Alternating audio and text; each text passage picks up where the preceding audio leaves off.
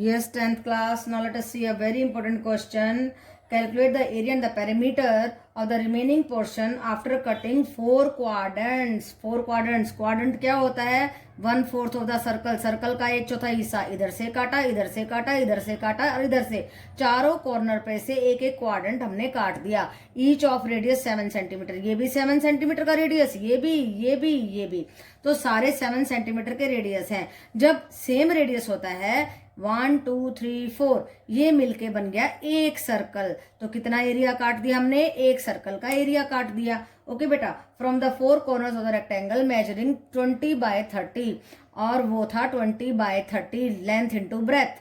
Right बेटा, तो अब हमें निकालना है area of the shaded reason. ये निकालना है हमारे को। तो उसके लिए क्या करेंगे? Area of the rectangle ABCD लिख दो यहाँ पे, ABCD। Area of the rectangle हमने करना है ABCD में से हम घटा देंगे area of the 4 quadrants 1 2 3 4। 4 quadrants की बजाय हम लिख सकते हैं एरिया ऑफ अ सर्कल। ये देखो मैंने लिख दिया है। सो पाई आर स्क्वायर, पाई हमारा 22/7, are square 7 × 7। So what we are getting? 600 - 154, that is equal to 446 centimetre square. तो ये आ गया एरिया। एरिया में कोई डिफिकल्टी नहीं है। रेक्टेंगल में से हमने सर्कल के एरिया को घटा दिया। We are getting the area of the shaded region. Now for the perimeter, ध्यान से समझना है। देखिए, पेरीमीटर के लिए हम बाउंड्री के साथ चलते जाते हैं। देखिए, यहाँ से चले, यूं चले, यूं चले, यूं चले, ऐसे चलते चलते हमने उसका पूरा नाप ले लिया। अब देखो, इस तरीके की शेप का नाप होगा पेरीमीटर। तो इस पेरीमीटर के लिए हमें चाहिए ये और ये कहाँ से आया? ये पूरी लेंथ थी। लेंथ में से इस 7 को घटाया, इस 7, 30 में से इस 7 को, इस 7 को घटाया, तो 30 में से 14 को घटाया, वी आर गेटिंग 16 सेंटीमीटर। ऐसे ही ब्रेथ में से जब हमने 20 में से 7 + 7 14 को घटाया, 6 सेंटीमीटर। तो length of the remaining part of the rectangle आया 30 - 16, 30 - 14 is equal to 16 centimetre. And breadth of the remaining part of the rectangle आया 20 - 14 इज इक्वल टू 6 सेंटीमीटर। अब इन दोनों को यूज करना है हमने। ओके बेटा, तो एक तो 1 2 3 4। अब इनका बचा, देखिए ये क्या है? ये देखो, ये है ये एंड ये। इस तरीके का एक हिस्सा हमारा 1/4 ऑफ 2πr। जब हम चारों को जोड़ेंगे तो 2πr बन जाएगा। That is the circumference of a circle. Okay बेटा, तो ये सारे मिलके एक सर्कल बना देंगे। सर्कल के नाप का क्या होता है? 2πr। सरकमफ्रेंस होती है, 2πr होता है। तो अब हम पेरीमीटर कैसे निकालेंगे? पहली बात तो we will have the perimeter of the remaining part of the rectangle. So अब हमने क्या करना है? Remaining part of the rectangle के लिए हमें 16 + 16 करना होगा, इंटू 16 + 16 + 6 + 6, इस तरीके से करना होगा। तो हमने वही फॉर्मूला लगा दिया, 2 × L + B। 2 बार लेंथ को जोड़ा और 2 बार ब्रेथ को जोड़ा। And then 2πr, 2 × pi 22/7, r था हमारा 7, क्योंकि हमें इस सर्कल का r लेना है। ओके बेटा, so what we are getting here, we are getting 22 × 2 44 and 22 × 2 44। 44 + 44 is equal to 88 centimetre. Okay, तो ये आया पेरीमीटर और एरिया आया था हमारा ये वाला। ये आंसर है दोनों, जो मैंने स्टार लगा दिया है। 446 सेंटीमीटर स्क्वायर आया हमारा एरिया एंड 88 सेंटीमीटर आया पेरीमीटर। तो इस क्वेश्चन में कुछ भी नहीं है बेटा, बिल्कुल थोड़ा ध्यान से समझना है। इस रेक्टेंगल के एरिया में से हमने एक पूरे सर्कल का एरिया घटा दिया। We are getting the area of the shaded portion. Now for the perimeter what we have to do, हमें रिमेनिंग पार्ट की लेंथ और ब्रेथ निकालनी है। उसके लिए हम 30 में से 7 + 7 करके 14 घटा देंगे, 16 सेंटीमीटर। और ब्रेथ में से भी 7 + 7 करके 20 में से 14 घटा देंगे, 6 सेंटीमीटर। इस पे रेक्टेंगल के पेरीमीटर का फॉर्मूला लगा देंगे। और ये क्या है? ये चारों मिलके बना रहे हैं एक सर्कल। तो हमें किस चीज का जोड़ना होगा? सर्कल का पेरीमीटर जोड़ना होगा, क्योंकि 4 हिस्से हैं। इसलिए देखो मैंने ये करके भी दिखा दिया। 4 1/4 ऑफ 2πr, कितनी बार करना है, 4 बार करना है, इसलिए 2πr। तो एक सर्कल का पूरा सरकमफ्रेंस इसमें जोड़ना होगा, दोनों को मिला करके हमारा आंसर आ जाएगा 88 सेंटीमीटर। ओके बेटा। Yes, 10th class. Now let us see a very easy, simple and important question. And in this question, in the given figure, OACB is a quadrant of a circle with center O. ये O center है, ये OACB एक quadrant है। Quadrant means 1/4 of the circle. इसका 1/4 हिस्सा। Okay बेटा, circle का चौथाई हिस्सा। And the radius is 3.5 centimeter and OD, this OD is 2 centimeter and then find the area of the quadrant OACB का हमें इस पूरे का एरिया निकालना है। पहला सवाल ये है। And second part is we have to find out the area of the shaded region. अब देखिए रेडियस क्या दिया है 3.5, एरिया ऑफ द क्वाड्रेंट क्या होता है 1/4 of the pi r square. तो ये याद रखना है। सर्कल का कितना हिस्सा है 1/4। ओके बेटा 1/4 ऑफ द सर्कल कर दिया हमने। एरिया का 1/4 22/7 इंटू 3.5/10 3.5 पॉइंट को उड़ा दिया ना, बाय 10 कर दिया। इस सारे को मैंने कट किया, कट करने के बाद सॉल्व किया और आंसर आया 9.625 सेंटीमीटर स्क्वायर। अब दूसरी बात हमें निकालनी है area of the shaded reason. वो कैसे निकलेगा, देखो ये क्वाड्रेंट है, अगर क्वाड्रेंट में से इस ट्राइंगल को हटा दिया जाए तो हमारा क्या आएगा, तो हमारा आएगा बेटा, अगर हम इस क्वाड्रेंट में से इस ट्राइंगल को हटा देते हैं तो we get the area of the shaded region. Area of the quadrant क्या है ये निकाल चुके हम 9.625 और उसमें से घटाएंगे क्या एरिया ऑफ द ट्राइंगल। देखिए ये ट्राइंगल ये 90 डिग्री है, राइट एंगल्ड ट्राइंगल है। कौन सी है, right angled triangle OOBD। Right बेटा, कैसे राइट एंगल है, देखिए 90 90 90 90 सारों को मिलाएंगे तो 360 बनेगा।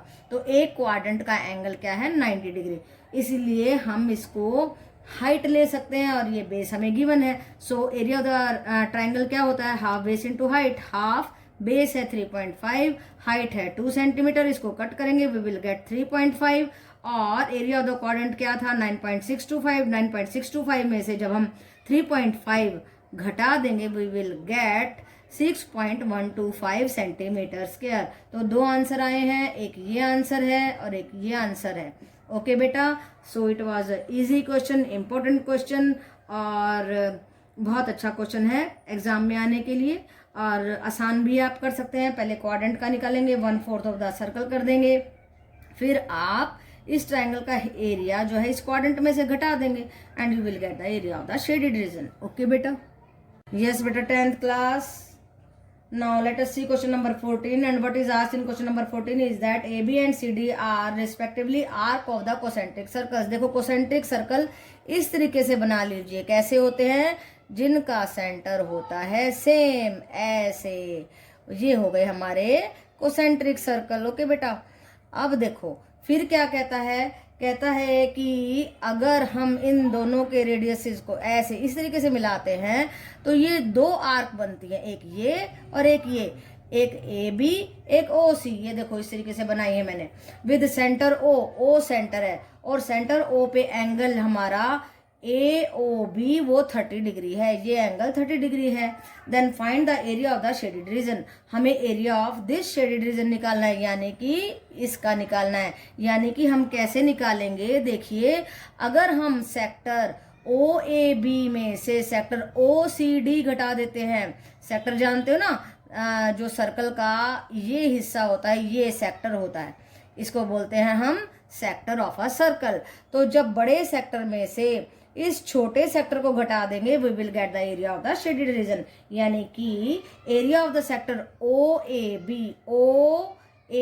में से when we are subtracting the area of the sector OCD, इसको घटा देंगे we will get the area of the shaded region. कौन सा शेडेड रीजन है, हमारा शेडेड रीजन है ABCD। राइट बेटा, we will get the area of the shaded region ABCD। Okay बेटा, तो आप लगा दीजिए फॉर्मूला। सेक्टर का फॉर्मूला क्या होता है आपको मालूम है, θ/360 into pi r square. Theta क्या है 30 डिग्री, 30/360 इंटू 22/7 इंटू रेडियस क्या था हमारा 21, बड़े वाले का क्या, बड़े सेक्टर का रेडियस क्या है 21 into 21, and then 30/360 into 22/7 into 7 into 7 cut कर देंगे, we will get 115.50, and after cutting this we will get 12.83, and when we are subtracting 12.83 from 115.50 we will get 102.67 centimetre square. Okay बेटा, तो इस question के लिए क्या तैयारी करनी है, पहली बात को आपको कॉन्सेंट्रिक सर्कल्स की अंडरस्टैंडिंग होनी चाहिए, दूसरी बात आपको मालूम होना चाहिए कि ये सेक्टर है, तीसरी बात शेडेड रीजन के लिए आपको बड़े सेक्टर में से छोटे सेक्टर को घटाना है and you will get the area of the shaded reason, और मोस्ट इंपॉर्टेंट बात है कि आपको एरिया ऑफ द सेक्टर का फॉर्मूला आना चाहिए θ/360 इंटू पाई आर स्क्वायर। उसके बाद this question is a very very easy question for you, और पेपर में इस तरीके के क्वेश्चन 3 मार्क्स में बड़े आराम से आ जाते हैं, इसलिए आप इसकी प्रैक्टिस कीजिए। ओके बेटा, yes 10th class, now let us see a fine question, important question, and what is asked in this question number 15. In the given figure, circles are drawn by taking the vertices ABC of an equilateral triangle. देखिए ABC equilateral triangle है और उसके vertices को centre लेते हुए जिसकी side है 20, आप ध्यान से पहले पूरा पढ़ लेते हैं, 20 centimetre to intersect the side BCCA and AB at their respective mid points.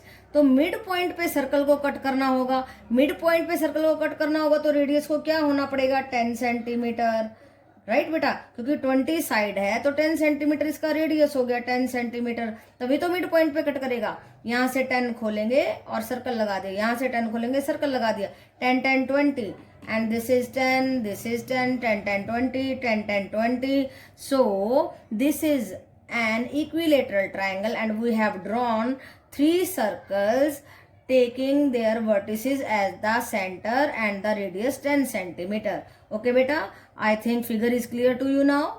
Now BC, CA and AB at their respective midpoints, ऐसा बोला, find the area of the shaded region. तो area of this shaded region निकालना, देखो ये क्या दिख रहे हैं, मुझे साफ दिख रहे हैं, ये है हमारा सर्कल और ये जब एक ट्राइंगल का कोना, ये ट्राइंगल का एक कोना लिया हमने और ये दिख रहा है मुझे क्या, sector of a circle, right बेटा।